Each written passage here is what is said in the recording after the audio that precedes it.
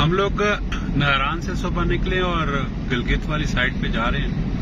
آپ یہ دیکھ سکتے ہیں کہ پہاڑی علاقہ ہے سارے کا سارا پہاڑی علاقہ ہے اور پہاڑ بھی بڑے عجیب و غریب سے ہیں. اور اس جگہ پہ وہ سامنے آپ دیکھیں اگر خود بخود سلائڈنگ ہوئی ہے کہ پتہ نہیں کیا ہوا اور مٹی ساری اٹھ رہی ہے، پتہ نہیں کیا چیز ہے. لیکن پہاڑ بھی آپ دیکھ سکتے ہیں مٹی کے پہاڑ ہیں، عجیب و غریب قسم کے پہاڑ ہیں.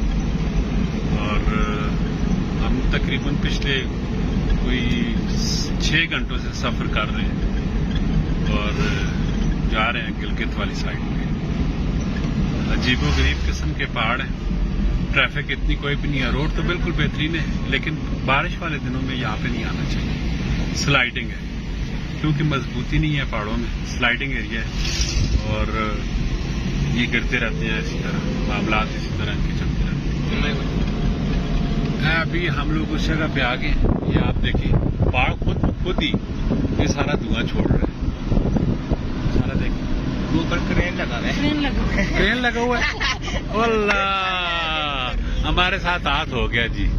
وہ مٹی کو میرے خیال میں چھک کے تلے پہ سٹنے اصل حالات ہو گیا. گرمی بہت وڈی شدت نہیں، اردو بولنے ایک دم پنجابی سے آ گئے ہیں.